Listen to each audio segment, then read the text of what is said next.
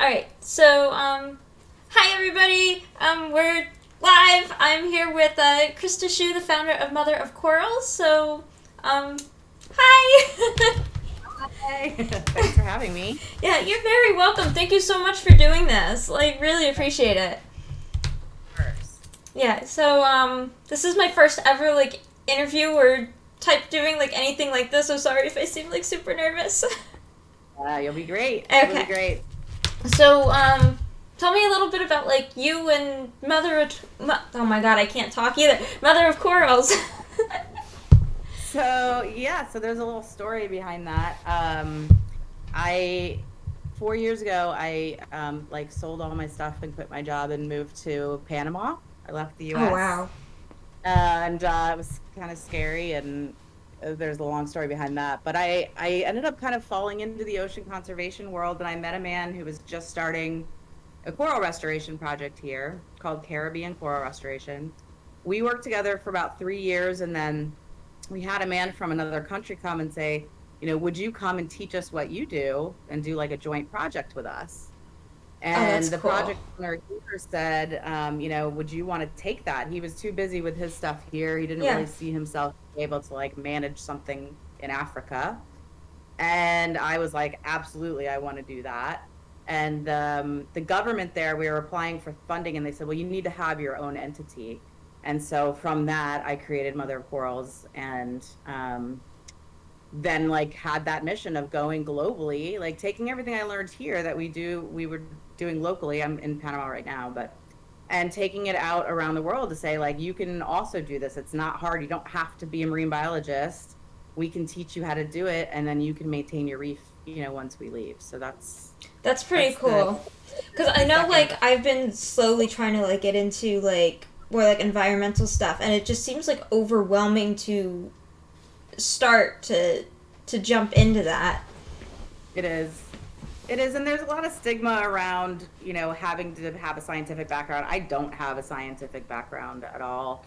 But, having spent 4 years doing this, I have more direct access to work with corals than someone who spent 4 years in college, So, yeah. Not saying it's any better or worse. I just think it's a different path. Like, you can have your higher education be through hands-on learning, and that's okay. Yeah. No, that's super cool, though. Like, it's like a dream to be able to do something like that. Yeah. So you teach, like, a lot of these coastal communities. What is it? Do you work more, like, with, like, adults or kids, or is it just like a mix? It's a little bit of a mix. I will say the first project we did, we thought it would be cute to work with kids, but and it is.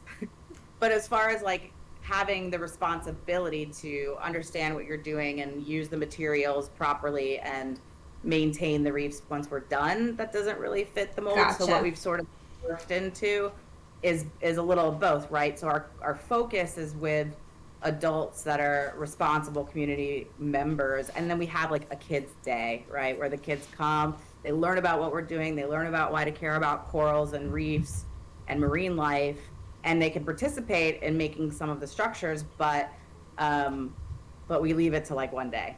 Gotcha.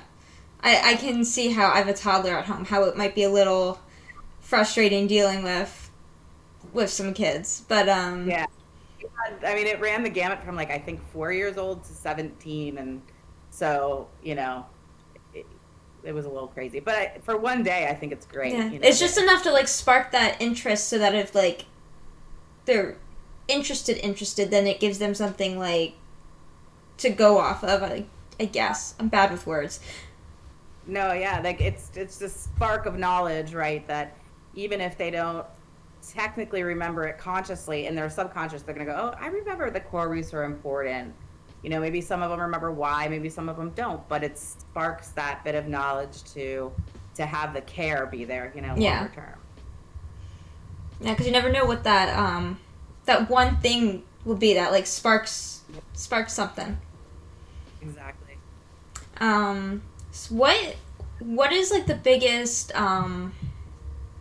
I guess like super serious question, like what's one of the bigger like threats that's harming the reefs right now?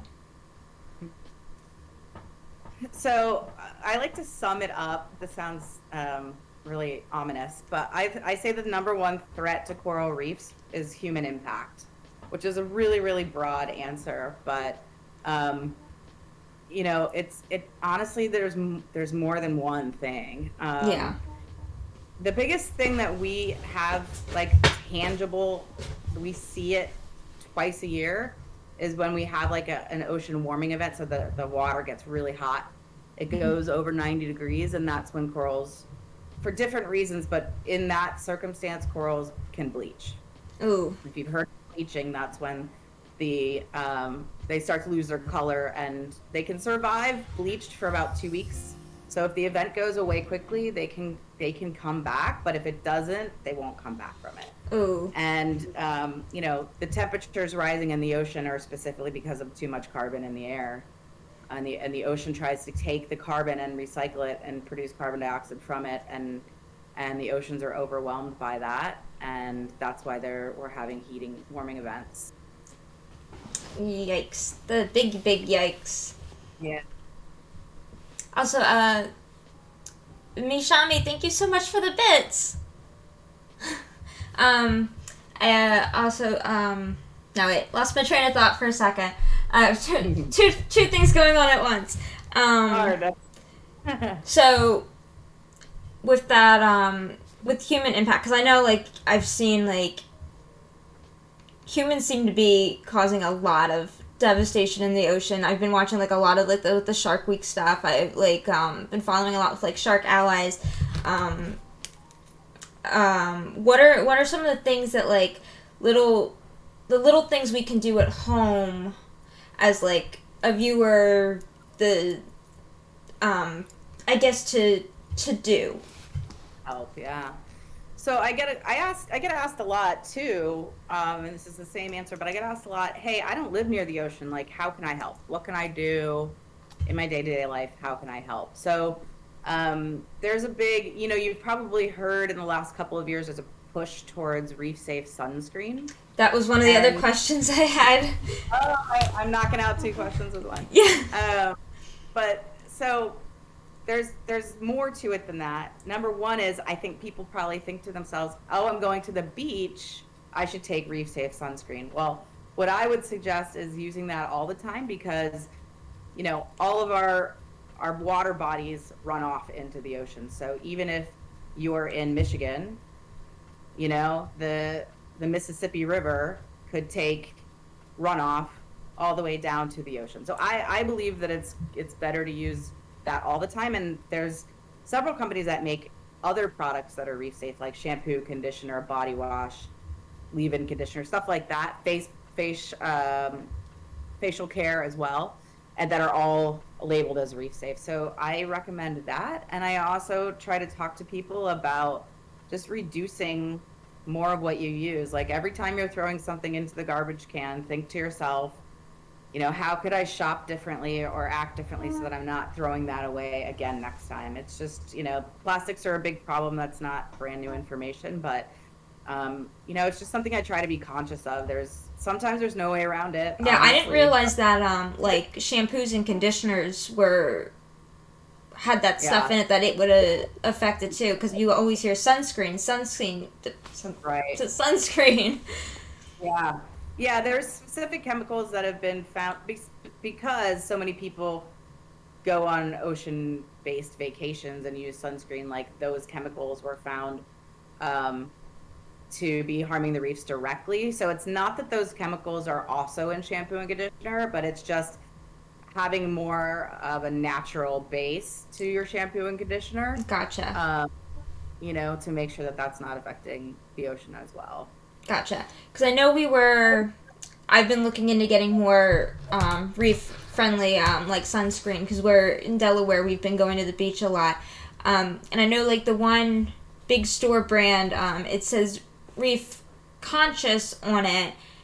But when I went to look it up online after we had already bought it, I couldn't find anything that actually said if it was reef safe. Like, it was kind of like, is this actually reef safe, or is it just something they're throwing on it? Like, I wasn't sure. Like, how do you... To me, reef conscious makes it sound like, you know what, we're conscious that the reefs are having troubles, but no, I don't know. I have a blog about it on my website, and my most recent blog talks about reef safe products.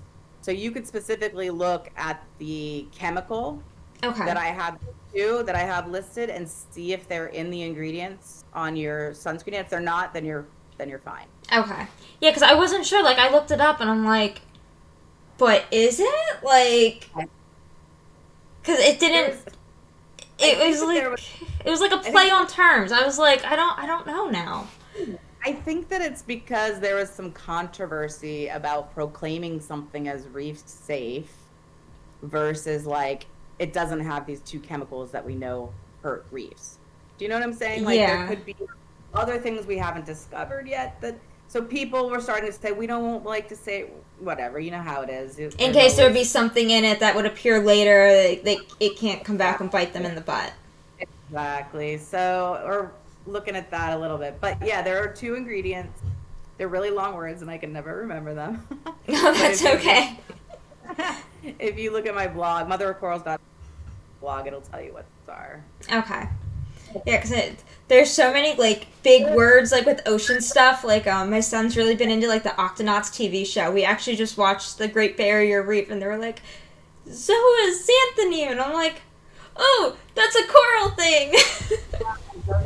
Zooxanthellae. Yeah. Zooxanthellae algae that feed corals, yeah.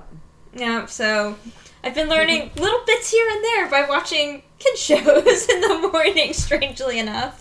That's great, and your kid's gonna know that too growing up, which is awesome. Yeah, he loves his Octonauts. That's great. So cute. Yeah. So you're in Panama right now. Are you, or you were in Panama? Are you still there, or do you? Yeah, I travel to projects. So right now this is my home base. I don't expect it to like be forever.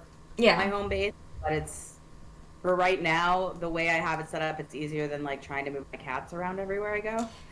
So, yeah, no, I get that. Military family right here. Yeah. So, and where I live is beautiful, and I love it, and I love the people. But so for right now, it works as home base, and I don't know what that means down the road. But yeah, that's where I am. Oh, that's pretty cool, though. Yeah, it's great. Yeah. I live on an island in the Caribbean, so. Doesn't get much better than that. We get a lot better than that. So when you got started with Mother of Corals, you like 4 years ago. So you don't have like you said you don't have like the scientific this stuff. So how did you get like started with you said that you had. Yeah, I met a guy here that was starting Coral Restoration Project, and he was actually mentored. Nobody's going to know this name, and that's okay, but there's a guy named Dr. David Don who's very famous in the coral restoration industry. He used to work at Mote Marine Labs in Florida, and he mentored us on this project. So we learned everything from him, and then we carried everything out here, and then over time, we started to learn our own nuance of things that were happening here in our region, and just learned it by having hands-on experience. Gotcha. So for like people who want to get started like with stuff like that, how do you suggest they do that? Like, I suggest finding a coral restoration project that's in an area that works for you. I mean, maybe you're going on vacation, or maybe Florida's easy, or whatever. There are a lot of great places in Florida. And just volunteering there to start, see if it's something that you like, see if it's something that, strikes you as interesting that you would want to carry forward with. There's an operation in the Florida Keys called Coral Restoration Foundation. They have an amazing volunteer program, and you can kind of go through levels, right? And start off like, I've never even seen a coral or whatever. And then you want to keep continuing, you go on and on and on, and there are chances for like internships and then working there, and they have a really developed operation there. So, oh wow. Yeah. It's a great organization. Maybe one day there'll be like a Mother of Corals branch. That would be amazing. There's I hope little mother of corals like pop up places all over. show up. We'll pop up. That would be super cool. I'm down with that.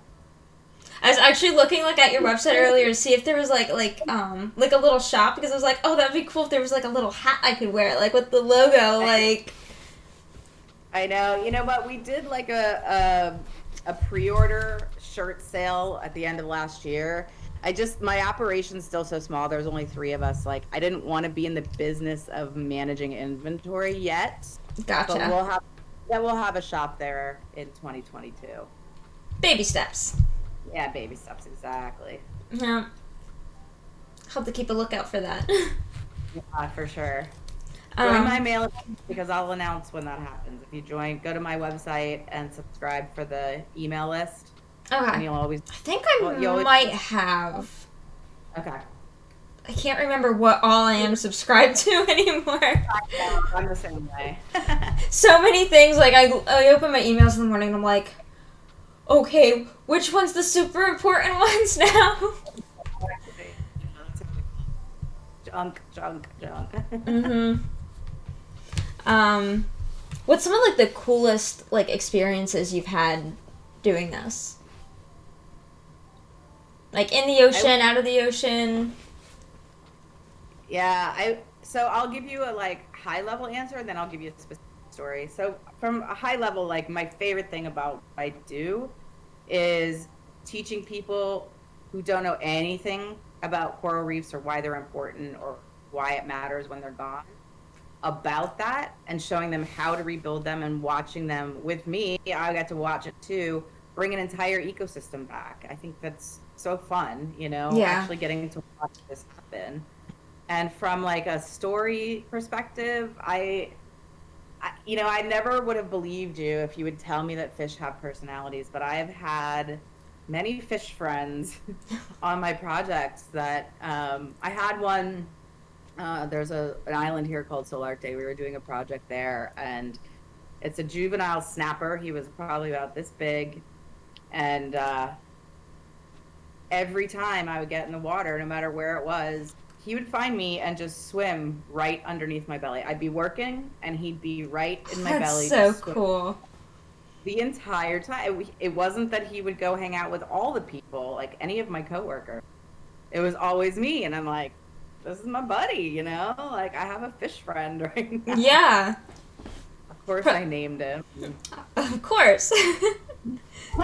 No, I get that. It's crazy to think, like just to imagine, like, what goes on in their little brains. Mm-hmm. Yeah, like, what is he thinking? Like, but he wants to hang out with me for some, reason. Yeah, no, I believe it. Yeah. We would always, when we bring back an area, there are transient fishes, but there are also some that stay in the area. And so if we would see a fish, the same fish 5 times or more, it would get a name. We had a pair of angelfish. Angelfish are always in pairs. And they were like, they just hung out on this house reef after we built it. And so we called them Bonnie and Clyde. And, it's like going to work and seeing your pets or your friends. And it's one of my favorite things. That has to be so cool. Really cool. I thought it was cool, like, the one time I took my one mermaid tail out to go just take some pictures, like, at the beach, and it was like right either the day before or after a full moon, so all the horseshoe crabs were up, because it's like when they do all the mating stuff, like during that big time, and they were just like crawling up on my tail and just chilling, and I'm like, oh, hey, like, what you doing? I'm like they were just like, they wanted cuddles or something. Like, I don't know. It was just so cool to see. I'm like, Ryan, I'm like, this one I'm naming Sebastian. I'm a real mermaid now. Right, exactly. Oh, that's cute. It's like, it might not be a real crab, but, like, we're gonna pretend. Right. What beach were you at? We were at Bowers Beach here in Delaware. Okay. I grew up in Pennsylvania, so been to Rehoboth a bunch, and I've been to Ocean City, Maryland a bunch, and... Oh, it's a small world. I'm originally from Pennsylvania. Oh, yeah? Yeah. I don't have that. What part? Berks County. Same. Really? Reading? Yes. No. Yes. Reading. So did I. Me and Ryan did. Small world. Yeah, why didn't we start with that? That's amazing. Yeah, right? Ah. Wow. That's funny. Yeah. So that was like some of the cool encounters. Did you ever have like any like sketchy or like scary encounters? I would say yes. There was it was more just creepy. I don't know. So there's this barracuda.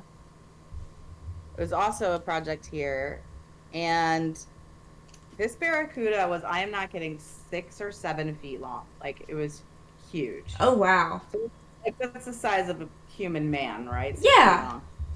And we have these things, they're called coral trees. They're made out of PVC, and we grow corals on them. And I would be working in between the trees. And let's say I'm at tree 1, I would move to tree 2, and he would go hang out over tree 1. And I'd move to tree 3, and he'd go over tree 2. And I was diving by myself. And I'm like, he keeps following me. And it was creeping me out. It was kind of making me nervous, which I don't really, there's not a lot of creatures that scare me. Yeah. In the ocean. But they have really big teeth. And eventually, he kind of followed me around that whole dive, but I talked to somebody about it later, and they're like, they are scavengers. He thought you were spearfishing, and what they do is, if I would be spearfishing and I'd catch a fish, it comes and it steals it. Oh my goodness. And they associate humans with, being in the water catching fish, so they're scavengers like that. Wow, I never would have thought that's what they were doing. Yeah, it really creeped me out, and then I heard that, and I'm like, you're trying to thieve me. Yeah. It's just like, feed me. Yeah, exactly. Like, sorry, not today. You're not eating corals. Oh, wow. Yeah, I don't think corals would be very tasty for a barracuda. No, I don't think so either. Can't see it.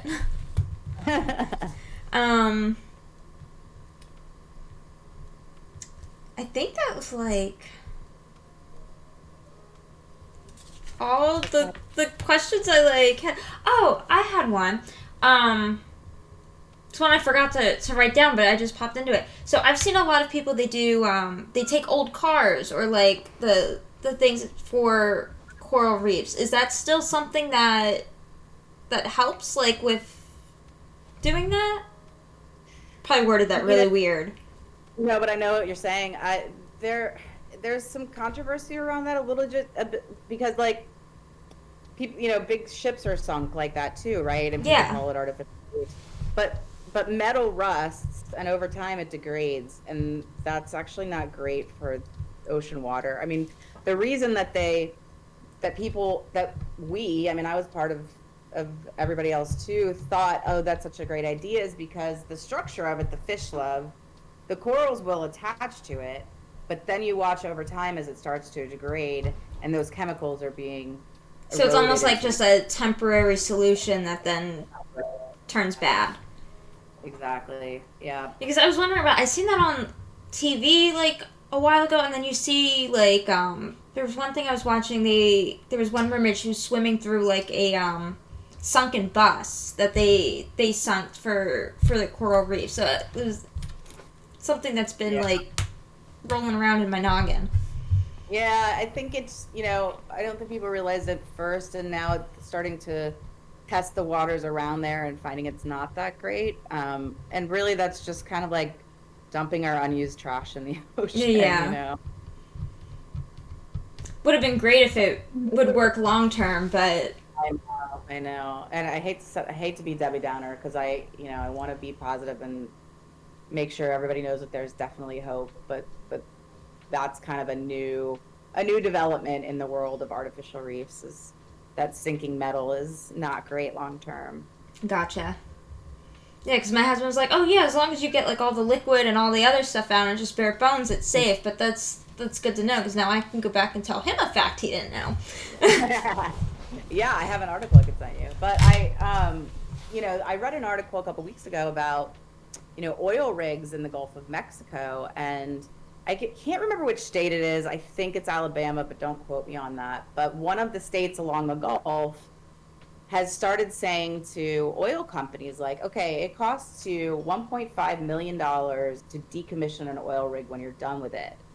But if you pay us half of that, if you pay us $750,000, we'll let you keep it there and we'll call it an artificial reef. And so now, like, there's 46 abandoned oil rigs just hanging out in the Gulf of Mexico. And oh no. not good. Like, that's because if we start offering incentives for people to leave their trash in the ocean, we already have enough trash there. Yeah. Can I give like a little overview of what this fundraiser is supporting? Yeah, go right ahead. Yeah, so we're raising funds last week and this coming week for our next project, which is it's actually on the Pacific side of Panama, Pacific Ocean side. And there is an indigenous community there I went to visit. They were concerned because their coral reefs, or actually they were concerned because they get all of their protein from fishing. They're very simple. They don't have electricity. They don't have city water. They don't have internet. Yeah. But they have lost the number of fish that they used to be able to bring in are gone. So I went to visit the area and realized, okay, what happened to your coral reefs? Well, they had used fishing nets with weights on them and dragged them along. Or because they didn't know, right? Yeah. Thought, like, how would you know? So they didn't know that destroying the corals meant the fish would go away. Yeah. And so this project is going to be pretty exciting because not only are we going to teach them about coral reefs and about how to sustainably fish, but we're also going to create the artificial reefs with them and give a number of them jobs running that reef longer term, and they'll be a tourism aspect as well. So it's a really exciting project. I really, really want to make it happen. I can't believe like how great everyone on Twitch has been over the last week. It's amazing, absolutely amazing. I feel really lucky that actually I have to thank you because you told me about Offbeats and that group collectively is over. Ty does a lot of amazing work with Offbeats. Like, it's amazing to like watch it, like how it's grown and everything. What a great group. Like, I'm like so touched by the whole thing. So yeah. This was like when you were looking for streamers, I'm like, I think I know one. I think I know a whole group. Thank you. That was amazing. Yeah. So, yeah, I'm glad I could help a little bit. Help out your fellow Redding girl. Yeah. Maybe one day I'll be even able to, like, come out and, like, hands-on do something. Absolutely. Why not?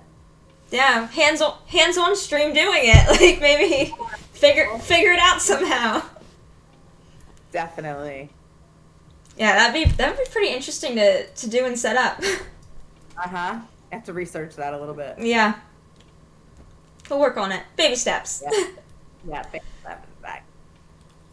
No, because I've seen there's interesting maybe like idea for you guys, a webcam of like coral reefs, maybe like a Twitch mother of corals webcam. I know there's one, it's like this one otter rescue sanctuary. They actually have like a little webcam up with their otters like 24/7 just watching the otters and see what they're up to. That's cool. Yeah, that would be interesting to see, like what goes on, like the daily life of the reef.